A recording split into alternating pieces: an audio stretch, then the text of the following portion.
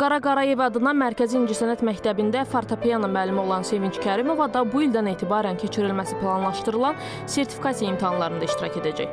O, 32 ildir bu sahədə çalışır. Müasir incəsənət sahəsində yenilik axtarışlarının vacib olduğunu deyən müəllim bildirir ki, bu imtahanlar inkişaf üçün önəmlidir.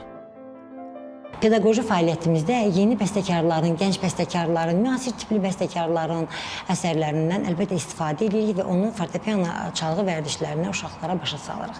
Yəni bu yenilik mütləq şəkildə hər bir musiqiçinin, mən deyərdim ki, borcudur ki, musiqidəki olan bütün yeniliklərdən xəbərdar olsun. Və sertifikasiyada da bu yönüm, əlbəttə ki, biz müəllimlər üçün bir daha biliklərimizin yenilənməsi, özümüzün üzərində işlənməsi və daha da təkmilləşməmizə böyük bir zəmin yaradır.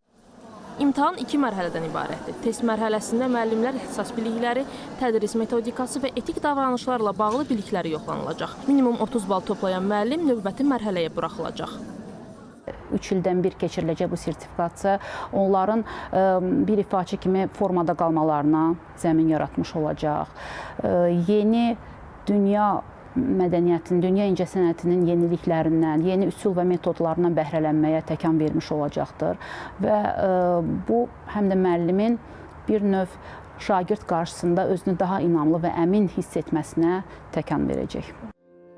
İkinci mərhələ olan müsahibə hissəsində isə müəllimlərin praktik bacarıqları, tədris prosesinin təşkili, yaradıcılıq və ünsiyyət bacarıqları qiymətləndiriləcək. Bu mərhələni uğurla başa vurmaq üçün ən azı 20 bal toplamaq tələb olunur.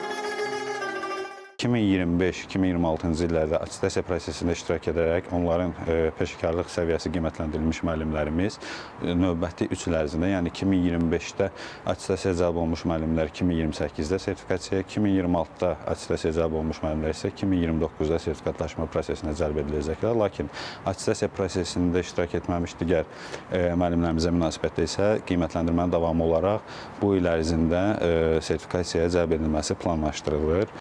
60 və daha yuxarı yaşlı müəllimlər üçün isə bu proses könüllü xarakter daşıyacaq. Test və müsahibə mərhələlərini uğurla başa vuran müəllimlərə elektron sertifikat təqdim ediləcək.